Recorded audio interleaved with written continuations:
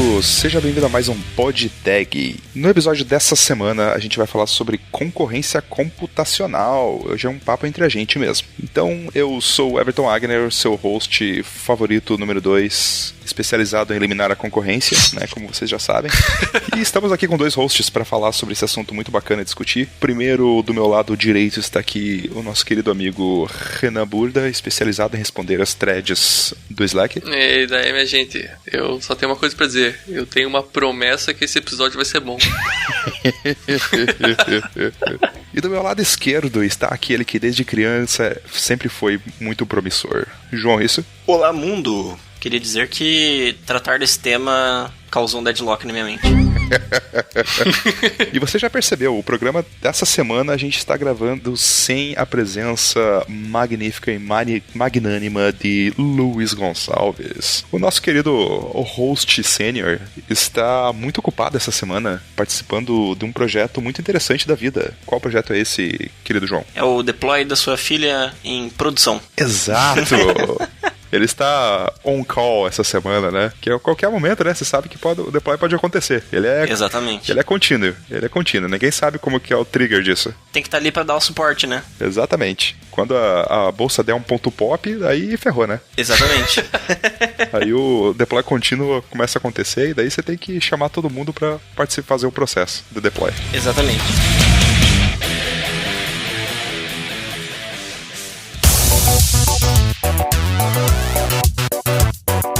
Então o negócio hoje vai ser rápido. Então, só antes da gente começar esse papo, só queria, né, falar sobre aquelas entidades que sem elas esse programa não estaria no ar. São nossos queridos patrocinadores. A gente tem 2 patrocinadores que estão com a gente. A gente tá com a Impulso, que desde praticamente do começo do projeto ela tá apoiando a gente, e tá com a Rocket City aqui apoiando até o final dessa temporada. Querido João, o que é Impulso? A Impulso, pra você que não sabe, meu caro mancebo, meu caro ouvinte... Mancebo? Que antiquado, né? O cara pegou o dicionário. Reboscado. A Impulso, ela é totalmente ao contrário desse termo mancebo, né? É o futuro do trabalho. Então, a Impulso, ela é uma plataforma, uma comunidade de programadores, desenvolvedores, designers que busca trabalhar de forma remota, com times distribuídos, buscando sempre estar trazendo essa comunicação entre pessoas de lugares diferentes, com experiências diferentes. E além de você ter a possibilidade de aprimorar seus conhecimentos nas meetups que são oferecidas, você ainda tem diversos benefícios que são oferecidos pela comunidade, descontos em cursos, descontos em eventos. Além disso, você também pode participar com uma galera lá que é show de bola. Então, cola lá na Impulso. Isso aí, a Impulso, antes de tudo, ela é uma comunidade, né? Então, onde a galera, os profissionais liberais da área podem se comunicar entre si, resolver problemas juntos, né? E contribuir um com os outros. É bem bacana mesmo. Com certeza. E também tem a parte de vagas. Então, para quem está procurando um trabalho remoto, quer se aventurar nessa área, é um bom começo. Sim, você está precisando de uns jobs, lá tem vários jobs. E querido amigo Renan, explica aí pra galera o que é a Rocket City. Olha, só tem uma coisa pra afirmar sobre a Rocket City, até onde eu sei. Essa é que eu vou afirmar mesmo. Vai decolar tua carreira, rapaz. Querido ouvinte, você já ouviu falar de OmniStack? A magnífica JavaScript nas nossas vidas? Node.js, React, JS e React Native? Se você já ouviu falar desses 3 nomes, tem interesse em descobrir e pretende ter um emprego nos próximos 3 anos na área de desenvolvimento, recomendo você acessar rocketcity.com.br. Cara, é magnífico os cursos que eles têm sobre a OmniStack, essa ideia de JavaScript em todas as frentes. A comunidade é perfeita. Tem uma comunidade no Discord com milhares de pessoas, se não me engano, são mais de 2.000 pessoas. Não, na verdade, acho que são mais de 20 mil, me engano. 20 mil pessoas que interagem. 2 milhões de pessoas. 2 milhões. Vamos fechar 2 milhões aqui. E se você tá duvidando do meu número, entra lá, confirma e depois coloca no comentário o número certo, tá? Porque o que a gente tá fazendo hoje pra você não é uma propaganda, não é esse tipo de coisa. A gente tá mostrando, a gente tá colocando uma luz na sua vida. Rocket City, eles têm canal no YouTube, cursos magníficos que valem muito a pena. Eles trazem um conteúdo que você, de uma forma que você consegue entender. Simplesmente é essa. Eles desmistificam o JavaScript de uma forma bonita, clara e perfeita, cara. Eu tô apaixonado por eles, eu faço o curso deles hoje e não deixa de perder essa oportunidade porque, ó, ela passa que nem um foguete, hein? Corre lá, se cadastra, entra. Pegue carona nessa cauda de cometa.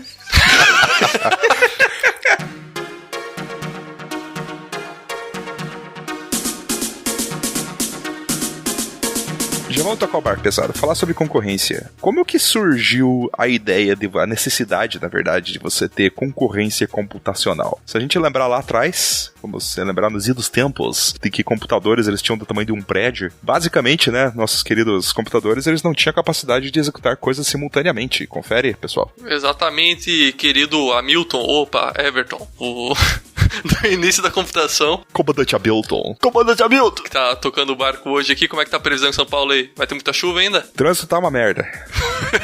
As piadas à parte, mas no princípio da computação, de modo geral, né, ela surgiu um pouquinho depois da segunda... Acho que foi no decorrer da Segunda Guerra. Você tinha cálculos balísticos que deveriam ser feitos e basicamente você não tinha... Você ia para computadores mecânicos, né? Foi aí que começou essa questão de você passar do mecânico pra questão mais eletrônica da coisa. E você tinha que fazer cálculos complexos, de modo geral, e um computador em si, desses gigantescos, tamanho de um prédio, como hoje também é o tamanho de uma caixinha de fósforo, todos eles são separados em componentes.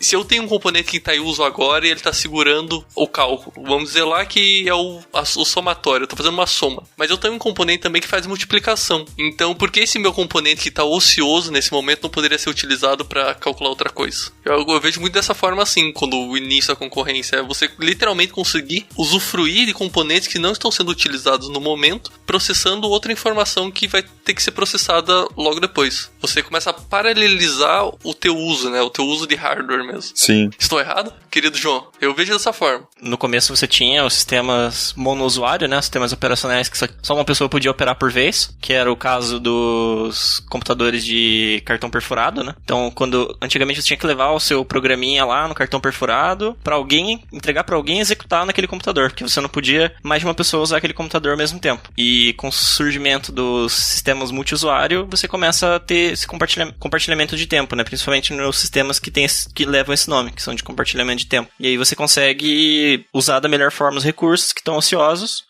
executando várias tarefas ao mesmo tempo e fazendo com que elas, na verdade, não estão executando ao mesmo tempo, mas o sistema operacional dá essa impressão. O que vocês comentaram sobre concorrência e principalmente paralelismo, né? É uma coisa interessante. Se você pegar um computador, uma CPU, né? Olhando ela basicamente, ela tá executando uma série de instruções, uma a uma, né? Basicamente uma instrução depois da outra, simplesmente para aí e transmitindo essas, e na verdade convertendo, né? Traduzindo essas instruções em instruções de baixo nível para fazer coisas fundamentais no computador, que é basicamente soma e mover ponteira de memória de um lugar para o outro, correto? Exato. E só que o que você... Isso é uma pergunta que eu acho meio difícil saber a resposta. Olhando hoje eu consigo imaginar, mas qual que é a vantagem de você executar duas coisas paralelas em questão de performance, sendo que o recurso que vai executar isso, que é a CPU, não consegue fazer isso ao mesmo tempo? Mesmo quando a gente fala de thread, que é basicamente você ir pulando de um processo para outro, executando um pedaço desse processo aqui, pula pro próximo, executa um pedaço desse processo aqui, pula pro próximo, que tem os algoritmos lá, os round robin da vida que vão governar, né, como que essa thread, esse processamento vai pular de um processo para outro. Qual que é o ganho de performance que você tem quando você consegue implementar uma parada que na visão pro programador é concorrente, mesmo que não necessariamente fisicamente seja concorrente, porque uma CPU não consegue fazer mais uma coisa ao mesmo tempo, olhando principalmente, né, antigamente. Hoje a gente pode ter uns cenários mais malucos, talvez. É que depende da tarefa que você está executando. Então você tem 3 classificações de workloads ou tipos de tarefa que você está executando possíveis. Se a tua tarefa ela é limitada por CPU, no caso, por exemplo, de cálculos físicos complexos, ou se você está limitado por memória, que daí você está, por exemplo, fazendo um processamento de um conjunto de dados, você está fazendo um ETL muito grande, treinando um modelo de machine learning muito grande, ou se você é limitado por I/O, se você está fazendo uma transferência de dados para disco, ou sincronizando um RAID, algo do tipo. Daí você tem diferentes limitações. Então, no caso da CPU, se você conseguir dividir o teu problema entre várias CPUs, você vai, teoricamente, conseguir ter um aumento você consegue diminuir o tempo para você resolver o problema, dividindo esse problema entre essas várias CPUs. E daí, quanto mais CPUs, menor tempo vai ter a parte do problema que é paralelizável. Ok, parou. Momento João Kleber. Parou. Para. Eu quero fazer um exercício agora. Eu quero que você se transfira a sua mente, a sua consciência pra 1990. Uhum. Antes da gente falar de machine learning, antes da gente falar de múltiplas CPUs, múltiplos cores. O que mais tomava custo de processamento de um programa? Era CPU, era memória ou era I/O? Depende do programa. Depende do programa, correto. E você acha que você separar a execução de um programa em múltiplas threads, mesmo que fisicamente aquilo não seja executado paralelamente, tenha mais ganho, principalmente por causa do I/O, principalmente porque antigamente o custo da I/O para o acesso físico a dados de disco rígido, antes de disco de estado sólido, né, SSD, disco rígido, floppy disk, disquete e tal, era tão lento. Mas isso é até hoje, né? Então você tem a hierarquia de acesso. Então, para você fazer um acesso no registrador na CPU, o tempo é de alguns nanosegundos. Se você faz um acesso à memória de microsegundos, e se você faz um acesso a disco, você tá falando em milissegundos ou até segundos, mesmo que seja um SSD. Então, você ainda a CPU tem que esperar um longo tempo até que ela consiga trazer algum dado do disco, por exemplo. Perfeito. Então é isso que você acha que foi a principal fundamentação para você conseguir fazer uma thread, mesmo que fisicamente não esteja executando dois programas ao mesmo tempo, enquanto um programa está esperando um dado ser gravado num disco lento, essa thread pular para outro processo para fazer outra coisa.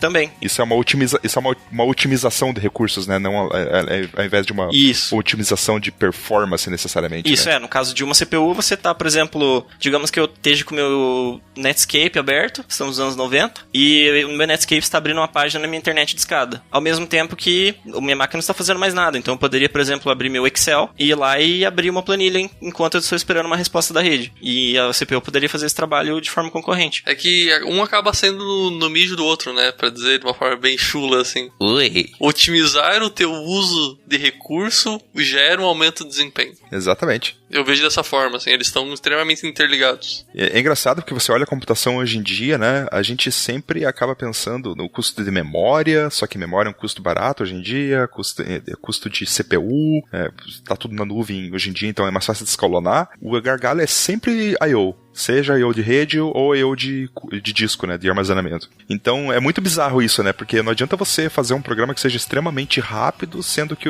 ele vai ser sempre limitado no que o I/O consegue resolver, né? Sim, tanto é que a melhor forma de você ganhar desempenho num programa de modo geral, falando de uma forma bem chula, é organizando seus dados. Cara, é a forma mais estúpida e fácil de ganhar desempenho. E você ter uma fila de processamento para I/O. Você não ficar fazendo um monte de I/O paralelo. Porque se você estiver, por exemplo, saturando o teu link de rede, não adianta você ficar fazendo mais request que não vai sair. Ô, Jô, você lembra um adendo off aí daquele teu ping feito em Python? Sim.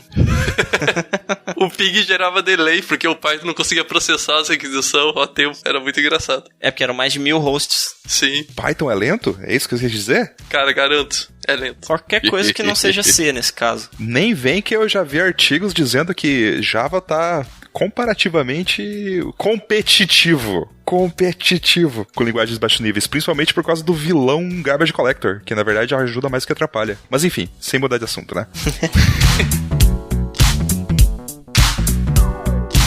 Falamos sobre a década de 90, falamos sobre... Eu puxei pra década de 90, mas não é necessariamente ali, né? Principalmente porque no Brasil as coisas chegaram com atraso, né? Então a gente falou de monothread, programação concorrente, que é basicamente o que fez o DOS virar o Windows, né? Porque pra quem nunca teve, né, acesso a um sistema baseado em DOS completamente, né? Você carregava um programa e esse programa tomava o foreground ali do seu terminal, né? Então você botava um jogo ali e aquele jogo tomava o foreground do teu terminal. Então você não conseguia fazer nada a não ser que você saia desse programa, né? Então o computador literalmente consegue fazer uma coisa de cada vez. Nas primeiras versões ele tomava o espaço da memória, não tinha memória virtual. É, tem isso também, né? Exatamente. E memória eu acho que memória era o principal gargalo, né? Da gente olhar naquela época, né? Porque realmente você tinha que escovar bit pra colocar as coisas organizar as coisas em memória das maneiras mais absurdas, efetivas possíveis, né? E eu acho que quem sempre consegue levar isso um passo além é quem desenvolve videogame. Isso que eu ia falar. Uhum. Tem grandes histórias de terror de videogames pra você fazer caber numa fitinha de Super NES o jogo do Mario, por exemplo. Você tem que fazer todas as texturas caberem e assim por diante. Aí hoje você vai fazer o jogo do Mario em JavaScript com React e o jogo fica com 2 TB só no Node Modules. Só na parte pra renderizar o personagem. Exatamente. Mas beleza, voltamos ali pra parte de threads, a parte mais fundamental. E onde que os queridos semáforos entram, querido João Risso? Os semáforos são uma generalização de locks e da mutex em si. Mutex, ela é uma trava de uso exclusivo de um recurso. Então, se você não pode acessar dois processos não podem acessar um recurso de forma concorrente, por exemplo, um arquivo, você coloca um lock que permite com que só um processo acesse aquele recurso por vez. Então, o semáforo é uma generalização disso, onde você consegue coordenar mais recursos e você consegue ter literalmente um fluxo, né? Um fluxo de uso do recurso. De modo geral, pense no semáforo de rua mesmo, no carro. Pense que quando você entrou na sala, o semáforo acendeu vermelho. Se o João chegou depois do que eu entrei na sala e o semáforo tá vermelho, ele fica na porta esperando. Ele só vai conseguir entrar quando eu sair da porta e o semáforo ficar verde. É isso, é explicitamente isso, assim. Mas é que o semáforo ele é uma generalização porque ele consegue, se você tiver 4 recursos, você consegue dizer pro semáforo que ele consegue alocar 4 recursos. Enquanto uma mutex você consegue alocar um recurso por vez. É binária, né? Isso. Sim, e me corrija se eu estiver errado, mas os semáforos geralmente são estruturas que você consegue controlar através do seu programa, né? Não é uma coisa automática, mágica, unicórnios e arco-íris, né? É simplesmente uma estrutura que você tem dentro da implementação de cada linguagem de programação que você vai conseguir direcionar o fluxo do seu programa. Falar, esse cara espera aqui, esse cara vaza ali. Isso. Que no fim das contas usa instruções de proteção do próprio processador para proteger aquele pedaço do programa. E o ponto que eu queria chegar é, se você joga essa responsabilidade pro programadores são seres humanos, e seres humanos fazem o quê? Cagadas. Quem não teve um segfall, hein? O que acontece quando você gerencia um semáforo incorretamente, meninos? Deadlocks. Deadlocks é basicamente quando todo mundo fica parando porque todo mundo tá esperando todo mundo se mover. Exatamente. Então, se o A recebeu um recurso que é o arquivo 1, e o B recebeu o arquivo 2, mas ele também precisa do 1. E o 1, sim. E o A também precisa do 2. E aí você fica no impasse. Porque o A ele travou o 1 e o B travou o 2, só que agora o A precisa do 2 e o B precisa do 1. Então eles não conseguem se coordenar e você gera essa condição de deadlock. O João pensou na forma bonitinha da explicação, né? Eu já pensei que o A abriu um arquivo, usou a mutex e quebrou a execução, e o B tá esperando o A liberar o mutex. Pode ser também. Eu já penso na merda total, já. Vocês têm exemplos bons aí de problemas que vocês tiveram e bugs que vocês tiveram com deadlocks em produção? Isso é meio comum, cara, quando você programa em C usando mutex. Você esquecer, dar um return antes de liberar a mutex e a parada travar no meio do caminho. Eu já tive esse problema com o MPI, que é uma biblioteca de passar mensagens via rede entre processos. Você faz um send pro outro lado e o outro lado tem que fazer um receive. Só que se a ordem dos sends e receives estiver invertida, você tem um deadlock entre todos os processos. E foi o que aconteceu. Eu tinha feito o receive antes do send. E daí eu tava esperando uma coisa que não tinha sido enviada por nenhum dos processos. Exatamente. Porque aí que entra aquela... Acho que toda linguagem de programação talvez tenha uma estrutura diferente para tratar isso, né? Mas é os pontos do seu código que você fala, beleza, eu entendo que esse código aqui é totalmente paralelizado, mas esse ponto aqui, ele tem que ser executado de uma ponta a outra. Que geralmente são os locks ou pontos de sincronização, né? Você tem o caminho crítico, né? Que é o que se diz na literatura de sistemas operacionais. Que é a parte onde você tem que sincronizar o acesso a algum recurso. Isso é bastante comum. Isso foi resolvido em certa forma com estruturas de dados que não precisam de locks, mas isso é um assunto mais avançado. Exatamente. Antes da gente pular para alguns exemplos um pouquinho mais reais, uma coisa que até causa confusão para mim, e é pergunta clássica da entrevista. Fiquem atentos, pessoal. Você consegue, nossa especialista João Risso, você consegue explicar pra gente o que são operações atômicas? Ô, louco, hein? Agora puxou a sardinha. Bicho, chamou na chincha agora. Que elas têm garantia de execução sem concorrência. Você tem garantia de execução serial de alguma forma. Se você tem uma instrução atômica no processador, você garante que aquela instrução só vai estar sendo executada uma única vez no pipeline, e no caso de linguagem de programação você garante que nenhuma outra parte do programa consegue executar aquilo enquanto tem uma execução ativa. Sim, esse negócio de quando você começa a tratar com concorrência, principalmente gerenciar o mesmo recurso através de threads ou processamentos, né, processos diferentes, você tem uns problemas com operações atômicas bem bizarros, né?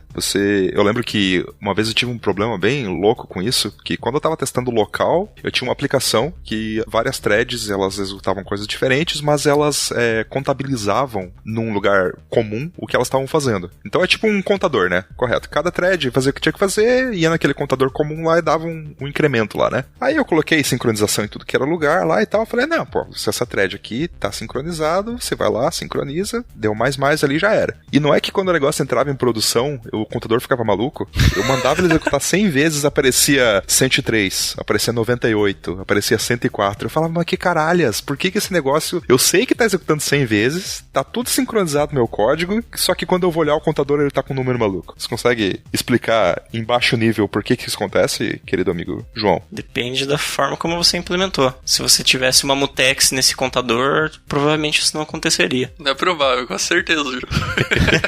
Sim. Soubesse o que você estava fazendo, isso não ia acontecer, Everton. Você não tem garantia na ordem de execução das threads, né? Então, se uma thread leu 50, a outra já pode ter lido 48. Então ela já tá 2 passos atrás. E ela vai incrementar em cima do 48. E se a escrita dela vier depois da que escreveu 51, daí você já perdeu alguma informação. Quando eu tive esse problema e tal, né? Porque a primeira coisa que eu fui fazer, né? Como todo bom programador, fui pesquisar no Google, né? Aí o pessoal falou, tipo, não, usa aqui os Atomic Integer ali que isso vai resolver teu problema, né? Aí eu fui olhar, né? Por que isso, né? Influenciaria no meu código. Aí você parando pra pensar o que é o incremento, né? O incremento é uma operação dupla, né? Você primeiro lê um valor, interpreta esse valor e salva ele de volta aumentado, né? Sim. Então, o incremento ele é feito em 2 passos, né? Você lê e escreve. Então, quando você tem uma operação não atômica, com várias threads mexendo naquele contador ao mesmo tempo, digamos que ele esteja com 50, e tem 3 threads querendo fazer incremento. Pode ser que essas 3 threads leiam 50 e tentem escrever o 51. Porque quando eu li 50, você leu 50 e o Renan leu 50. E daí todo mundo tenta incrementar para 51, correto? Vai virar um excremento esse número. Exatamente. Apesar de das 3 threads terem feito o incremento, o número tá zoado, porque ele vai contabilizar uma vez só. Então as operações atômicas, elas garantem que é como se fosse transacional, né? Ela garante que a leitura e a escrita não vai ser...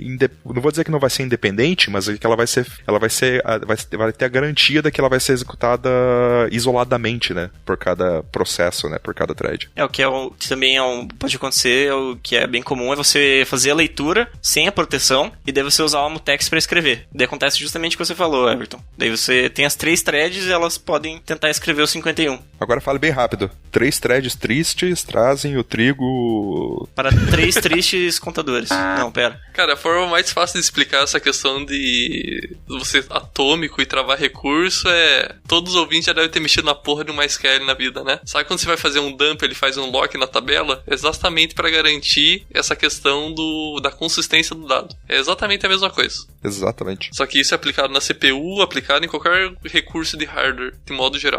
Mas para banco de dados você tem algumas garantias adicionais. Sim. Que você tem até um protocolo de garantir que não vai acontecer deadlock. Então é provado matematicamente que você vai ter deadlock em alguns tipos de condição e que esses deadlocks você vai resolver de alguma forma. Que é o caso do SPL, por exemplo. O link vai estar na descrição porque eu não conheço e vou ter que ler. Depois que o João falou aí. Ele garante a seriabilidade de transações. Ele garante a seriedade.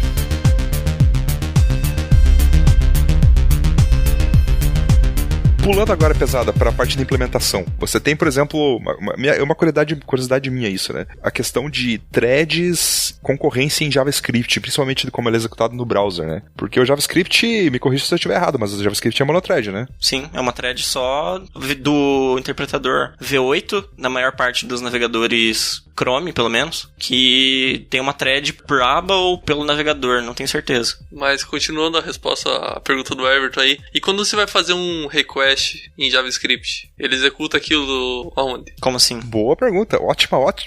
É uma outra pergunta de entrevista essa, né? A questão é que você vai fazer um request usando um Axis da vida, ele vai executar aquilo de uma forma, eu não posso falar esse termo ainda, mas uma forma assíncrona.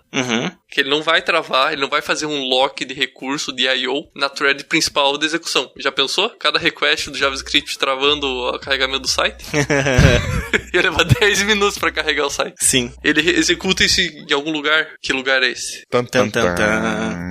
Você tem um chamado loop de eventos. Ô, louco, olha. Que até mesmo em implementações em C, você tem essa possibilidade de usar eventos. Não, que é só comentar é que esse é um problema que não é só do JavaScript, não. Se você, algum dos queridos ouvintes já programou em desktop, por exemplo, aquele desktop já programou, sei lá, em Windows Forms, VB, coisas assim. Eu espero que não. Se você tem que tomar muito cuidado pra não travar a thread de loop do programa, né? Porque uma GUI, né? Uma GUI, uma janela do Windows ali, ela tá se renderizando todo o tempo, né? Então esse processo de ficar renderizando com o estado atualizado sempre, né? Cliquei no botão, o botão tem que aparecer clicado, apertei o A tem que aparecer na tela. Então ele tá o tempo todo se renderizando ali, alterando o estado, né? Então existe uma thread que tá em loop. E essa thread é geralmente a thread que você tem ali quando você tá resolvendo um evento, alguma coisa assim e tal. Então se você não tiver cuidado, por exemplo, de quando você clicar no botão salvar, você não executar isso em uma thread separada, o programa pode ficar congelado ali até terminar de executar o que ele tem que fazer, né? Mas é bom, né? Ele garante que o usuário vai prestar atenção. Exatamente.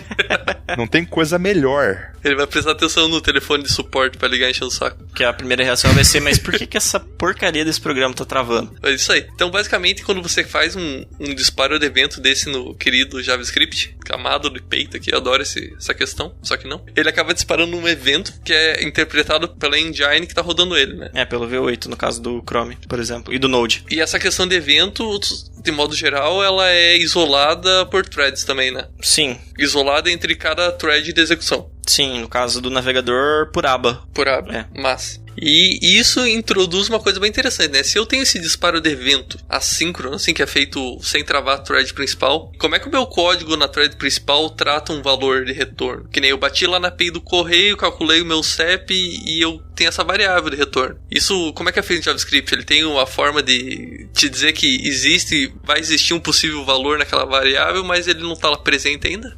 Antigamente você podia fazer com callbacks, me corrija se estiver errado, e atualmente o recomendado é você usar uma promessa. Como assim uma promessa? É político isso daí agora? Como é que é o negócio? Né? Por isso que falam que JavaScript é uma linguagem promissora. Só baseado tudo em promessa, né? E você espera que vai renderizar o front. Sim. Assim que eu vivo todos os dias. Sim. Que surgiu um conceito chamado de futures. Também foi depois adotado em várias linguagens. Que é você cria um objeto que ele corresponde àquele teu evento ou aquela tua chamada, e daí você, quando estiver pronto, ele vai chamar uma função que você deu pra ele, ou você pode sincronizar e esperar aquele evento acontecer. Mas ele é basicamente um contrato seu com a linguagem que te diz que aquele resultado que você pediu ainda não tá pronto, ele vai estar pronto no futuro, por isso que chama future, e você pode perguntar se aquele evento tá pronto. Ou você pode esperar ele ficar pronto e daí a linguagem te avisa. Muito bom. Exatamente. E hoje tá... Pra quem já tá atualizado com o JavaScript mais moderno, o JavaScript... Aquele JavaScript com camisa de lenhador, sabe? Oh, não fala esse nome aqui não, hein? Ih, não, proibido. Nome proibido, desculpa pessoal. Malha fina. Bateu a Polícia Federal aqui. O JavaScript hoje ele tem um construct, né? Tem uma coisa da linguagem ali que é basicamente só um syntax sugar, que é o pessoal fala, né? Só pra sintaxe ser mais bonitinha, que é o tal do async await. Vocês já viram? Sim. Justamente essa questão aí. Ou você toca o pau e vai embora, ou você fica esperando, né, o político cumprir a promessa. Qual opção você quer? É o que eu fiz, cara. Eu fui embora. Eu vi que o barco tava afundando, eu já peguei o meu bote, cara. Merda, eu fiquei no await. Tá certa a imigração. Eu sou aquele cara do Titanic lá que viu o pessoal tá se fodendo, já pegou o barco dele e se garantiu já.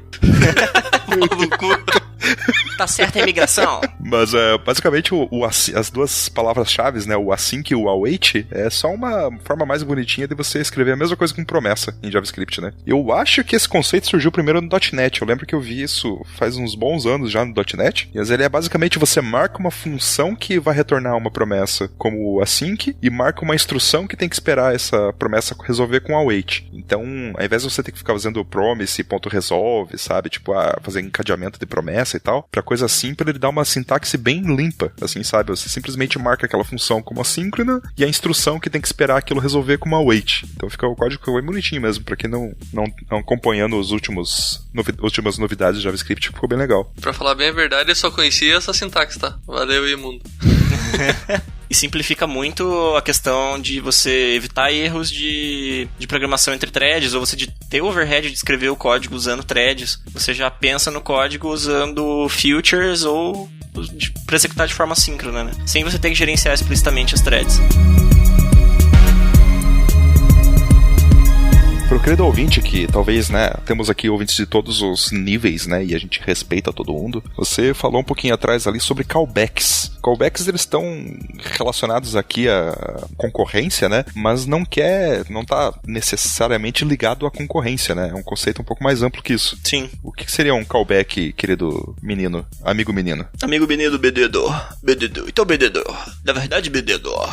Callback é quando você pode passar um nome ou mesmo uma referência pro objeto que ele vai ser chamado quando aquela instrução terminar. Então, por exemplo, digamos que eu queira calcular soma. E eu tenho 1 bilhão de linhas. Isso não vai completar tão rápido. Então você você chama a função de somar os números e aí você passa uma função que vai te notificar do resultado. Então ele vai mostrar na janelinha lá que terminou a sua soma e qual que é o valor, certo? Certo. Então quando a soma completar, ele vai chamar aquela função e vai te notificar, por exemplo, que a sua soma terminou. Exatamente. Seria nesse sentido. O que eu costumo dizer quando eu dava aula, né, eu falava sobre isso, que o callback, ele é a estrutura de programação mais capitalista que existe do mundo.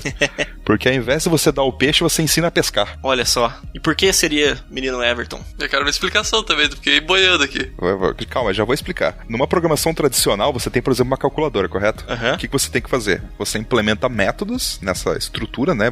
Esses métodos, eles são, digamos, estáticos, né? Eles são físicos, eles são fixos, na verdade. E você simplesmente passa valores para esse método, certo? Você cria lá um métodozinho soma, recebe um A, recebe um B, retorna um C, certo? O teu contrato com esse método são valores, são variáveis, né? São dados, por assim dizer. Quando a gente fala de programação funcional, que é entre os queridos callbacks, a gente está falando sobre, ao invés de a gente passar dados, a gente passar comportamento. Ao invés de você dizer para a calculadora quais são os inputs dela, você ensina para a calculadora o que ela tem que fazer. Você passa para ela qual que é o entendimento, né? Qual que é a lógica que ela tem que usar para resolver aquela operação. Então, basicamente, ao invés de você passar dados, você passa uma caixa preta para a calculadora ali, que ela não sabe o que está dentro, mas essa caixinha preta ali você sabe que você coloca 2 coisas ali dentro e sai uma terceira coisa. E a calculadora basicamente não faz ideia do que está acontecendo ali. Você só tem uma visão a calculadora tem uma visão da interface, né? Exatamente. Uhum. Ela é basicamente uma executadora de operações, mas ela não sabe o que essas operações fazem, né? Exatamente. Então, por isso que eu digo que callbacks, eles são... Você ensina a calculadora a pescar, ao invés de dar o peixe. Mas falando sobre JavaScript ainda, voltando um pouquinho pra trás também, né? Porque eu sou velho. Vocês, por acaso, já ouviram falar, né? De uma parada que hoje em dia não se fala mais, mas da tal do Ajax? Ajax. Lembra do tal do menino Ajax? Quem nunca fez querido jQuery? Um XML HTTP request não sabe o que é viver. Exatamente. A gente olhando como que os browsers funcionavam antigamente ali, né? Quando você ia resolver uma URL, né? Você ia pegar algum recurso, executar alguma operação ali e tal.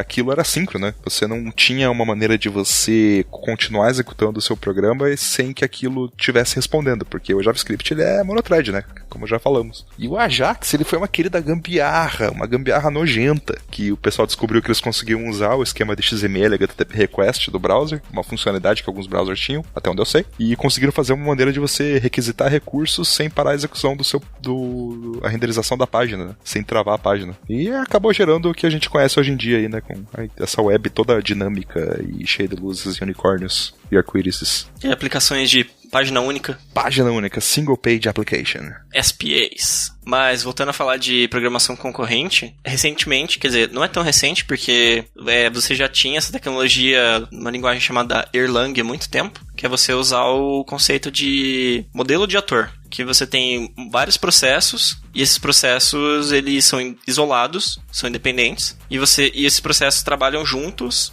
passando mensagens. Então, o processo A diz pro processo B, calcule 5 mais 2. E o processo B calcula e devolve uma mensagem pro processo A, com o resultado. Isso é importante para você ter tolerância à falha, porque um erro em um processo não impede que os outros continuem funcionando. E da mesma forma que, como você usa a rede para se comunicar, você consegue colocar a sua aplicação em várias máquinas. Então, um exemplo de framework que já usa esse conceito é o Elixir, que é uma linguagem, e o framework é o Phoenix, que eles usam esse modelo para conseguir ter mais robustez e ser mais escalável, justamente por conta desse modelo. Fez sentido? Massa, mas o que esse modelo traz de diferente desse que a gente já discutiu até agora? Ele traz só uma interface para você conseguir desenvolver isso, ou ele resolve problemas que não são possíveis de resolver com programação assíncrona tradicional que a gente discutiu até agora? Ele traz a questão de escalabilidade. A sua aplicação ela pode estar rodando em qualquer lugar. E através da troca de mensagens, você consegue resolver os problemas de forma distribuída. O que permite com que você tenha uma maior confiabilidade e maior resistência é justamente o fato da máquina que roda esse modelo, a máquina virtual, que é como se fosse uma JVM ou um interpretador JavaScript, que ela foi projetada para sistemas de telecom. Então ela consegue funcionar mesmo em condições de falha. Show de bola esse negócio dos Elixir aí. Temos que bem legal. Conversar com esse pessoal aí um dia, quem sabe? É o difícil encontrar. A gente falou bastante sobre thread, né? Quando usar thread, né? Todas as vantagens de usar threads e concorrência no geral. Mas o que vocês conseguem imaginar de situações ou sistemas em que você implementar de forma concorrente, com múltiplas threads, ou, né, múltiplos, né? Implementando concorrência no geral, né? Não necessariamente com threads, você vai ter realmente vantagens. Sistemas que não valem a pena, ou que pode até ser nocivos. Você consegue imaginar algum exemplo? Cara, questão de... Você comentou sobre quando é útil utilizar multithread, né? Isso. Quando você não tem muita dependência entre os dados, eu diria que é o melhor caso possível, e o teu problema é cálculo. É um problema CPU bound, que chamam, né? Que o João comentou. Tipo, você tem um problema que teu overhead é CPU, e você tem independência dos dados, ou seja, eu consigo calcular A e B, vai me dar o resultado C, mas para calcular o resultado D, eu não preciso de A e B. Ou seja, eu consigo separar e colocar multithreads de processamento para calcular meus dados de forma totalmente independente. O problema é que isso é horrível de fazer é quando você tem dependência entre dados, ou seja, eu preciso calcular, eu uso A e B para calcular C, e para calcular o D eu preciso de A e C. Ou seja, eu vou realmente ter que esperar o resultado da primeira conta para eu calcular a segunda. Nesse tipo de caso, cara, não adianta você usar multithread, que não existe milagre não. Você vai ter que sentar a bunda e fazer uma por uma. Exatamente. É um caso clássico assim que eu vejo assim. Não existe mágica, é uma coisa que eu gosto de falar para todo mundo. E tudo tá relacionado aos dados, cara. É a melhor forma de ganhar desempenho. Dados. Organize seus dados, aprenda estrutura, descubra o que é um grafo, algoritmos de grafo, isso vai abrir sua mente, você vai explodir, que nem aquele GIF, assim. Nem precisa de tanto, você consegue particionar os dados. Então, por exemplo, eu tenho meus dados separados por anos, daí eu consigo fazer cada thread processar um ano diferente. Exatamente, essa questão, ter essa independência abre mundos pra você usar. É a forma mais simples até, né? Você tem bibliotecas bem bacanas, que em Python, principalmente, tem o thread pool. Cara, você manda uma lista pra ele e manda a função que ele tem que chamar. Acabou. Ele faz tudo pra você. Várias linguagens tem, né? O próprio Java tem o Future, tem o Process Pool Executor também, se eu não me engano. É, isso que eu ia falar. O Java ele tem uma interface para concorrência, né? Bem interessante. Ele tem o conceito de Executor Service, né? Que você basicamente tem um cara que é responsável por executar operações. E essas operações elas podem ou não ter retorno, né? Elas podem ser callable, runnable ou future até, né? Runnable é só um negócio que tem que executar e não tem resposta. Um callable é um cara que vai executar e tem uma resposta. E um future é um cara que eventualmente vai ter uma resposta, né? E você pode ficar em hold esperando a resposta desse cara. O future no Java é basicamente a promise do JavaScript. Da mesma forma como é em C++. Exatamente. Então, o que vale lembrar de todos os ouvintes aí que querem pensar em otimizar um código ou pensar em multithreads, multiprocesso e paralelismo na prática, você querer otimizar um processo que roda na empresa que você trabalha ou o que você quiser, foque sempre nessa questão que o João levantou dos 3 tipos de programas que existem. O problema dele é memória, o que é problema é CPU e o que o problema é I/O. A partir disso você tem soluções que você pode implementar e tem linguagens específicas que trabalham melhor cada caso disso. Python é o melhor exemplo de todos que eu consigo ver assim no modo geral. Python, existe thread em Python, ele processa, ele não... Aí que tá a questão, até comentar uma gafe agora. Ele não processa threads em paralelo, Python. O que é a thread de Python? Basicamente, Python tem um lock, uma mutex implementada para garantir que programadores não façam cagada. De modo geral, é bem isso? Não é isso. Não é isso? Ih, errei. Foi. Conta, João. Errou! É que o Python ele gera a máquina virtual, ela vai gerando o interpretador vai gerando um bytecode, só que o bytecode gerado depende dos dados que você está trabalhando naquele momento. Então, se a tua função recebe inputs diferentes, por exemplo, você recebe objetos diferentes como parâmetro, porque o Python não tem um sistema de tipos, então você pode receber uma string ou você pode receber um objeto que o usuário definiu, certo? E isso vai impactar no bytecode que é gerado pela máquina virtual, pelo interpretador. Correto. Só que o interpretador não pode gerar esses dois bytecodes ao mesmo tempo, porque daí você pode executar o código errado.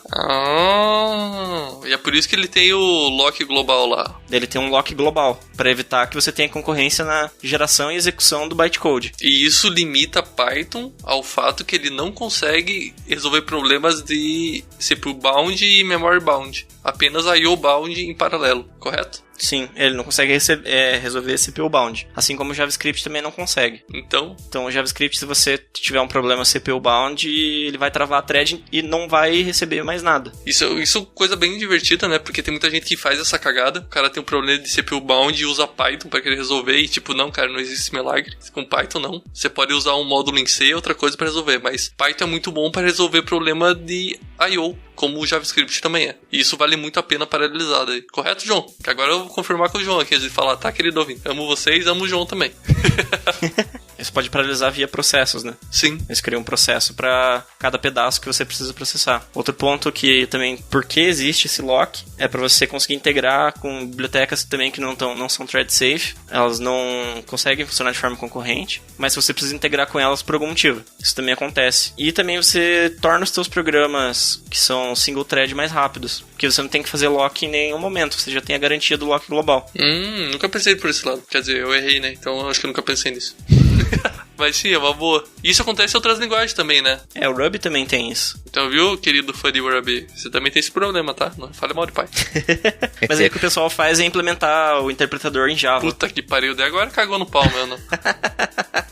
Java! Você por aqui, salvando o dia. O Everton regozija seus conhecimentos. Top 5% responders in Fica um Stack spoiler aí da vida do Everton. Eu só ia só nessa nota dentro que você falou de dicas pros ouvintes, né? Eu acho que JavaScript tem mudado bastante, né? A forma como você trabalha com concorrência, né? Apesar de não ser necessariamente concorrência de você realmente fazer coisas ao mesmo tempo, né? Porque o JavaScript é essencialmente monothread, né? Fora os exemplos que vocês citaram. Então, principalmente a parte de promises e hoje em dia o async await, ele tá bem legal. O modelo reativo, acho que vale a pena dar uma estudada também, né? Que eu acho que isso tem tomado bastante espaço no mercado. E nas programações alto nível, os javinhas da vida, como eu falei, né? A parte de execução de serviços, né? O executor service do Java é bem interessante. A parte de runnables, callables e futures no Java. Uma parada muito louca que eles implementaram recentemente chamada completable future, que tá dando mó rolo. O pessoal não entende que funciona e, na verdade, é mal implementado também. Louco, cara. Então, Java tem bastante coisa interessante pra resolver a parte de concorrência, mas a dica que eu quero deixar não tem nada a ver com isso, não. A dica que eu quero deixar é uma coisa que eu acho que é interessante você olhar na otimização do programa, é você resolver problemas que existem. Então, às vezes você tá muito animado que você aprendeu uma parada nova de thread pool ali e tal, e você pensa, não, vou colocar um thread pool na minha aplicação que ela vai ficar filé. Mas, cara, se o teu problema se você não tem um problema pra resolver, o thread pool não vai fazer nada, cara. Só vai te dar mais código pra manter e mais bug pra resolver. Ou vai te dar problema, essa é a questão. Exatamente. A dica que eu deixo ela é bem fundamental. Resolva problemas que existem. E o melhor código é aquele que você não tem que escrever. Exatamente, cara. Porque daí você não tem que manter. Então, como a gente falou, cara, principalmente nessa linha de resolver problemas que existem, eu trabalhei o ano passado, o ano inteiro, né, com um banco no mercado financeiro, né, aqui no mercado de ações, né. Então você imagina, cara, como que é a quantidade de ações que estão sendo compradas e vendidas ao mesmo tempo, né. Vocês acreditam que a aplicação é monothread? Sério? Ela não é multithread? Sim. Caralho. E tem uma questão de design muito específica nessa ferramenta que eu trabalhava. Não adiantava você fazer otimizações de multiprocessamento, sendo que o gargalo é sempre I/O. Então você nunca vai vencer o I/O. Não. Então é muito melhor para você ter a garantia de que o teu código está sendo executado sequencialmente. Então é muito bom você como programador saber que se eu recebi A, recebi B, eu sei que A vai terminar e B vai ser consumido, definido, então já resolve um monte de bug que você tem que resolver com concorrência, né, quando você tem paralelismo. E você tem a questão de que não adianta você implementar concorrência, sendo que quando você está recebendo 1 zilhão de coisas ao mesmo tempo, o teu I/O vai ser sempre o gargalo do seu programa. Então não adianta resolver nada com thread, não. É sempre I/O de rede, né? Principalmente I/O de rede, exatamente. Não tem como você vencer essa latência. E se você for pensar também, o sistema da bolsa é fila, né? É first in, first out. Já pensou se rolasse um paralelismo, hein? Se a gente fica louco. Mas você vai ter que, muitas vezes, sincronizar. Mesmo a blockchain, ela tem que fazer sincronização. Exatamente. Você tem que ter um quórum. E o quórum é uma sincronização.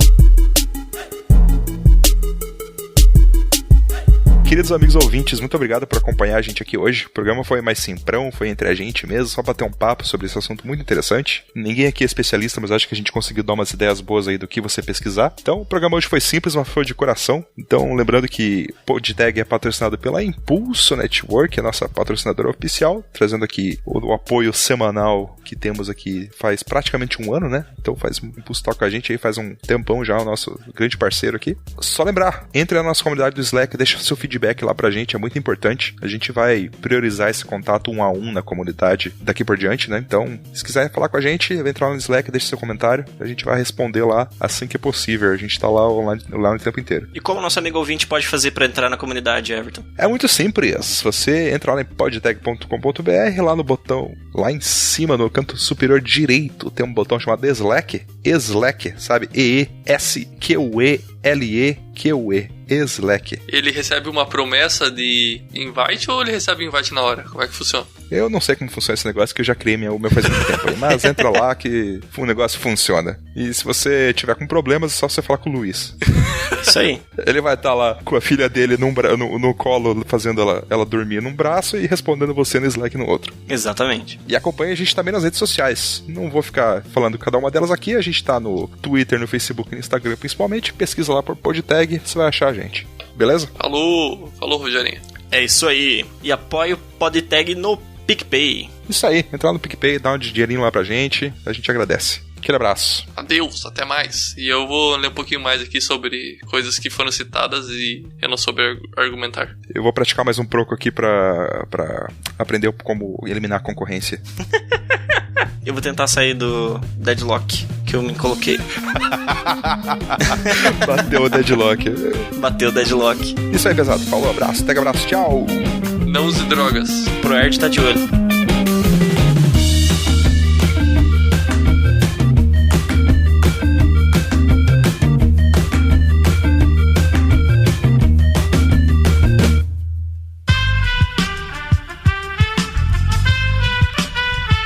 Este podcast foi editado por Aerolitos Edição Inteligente.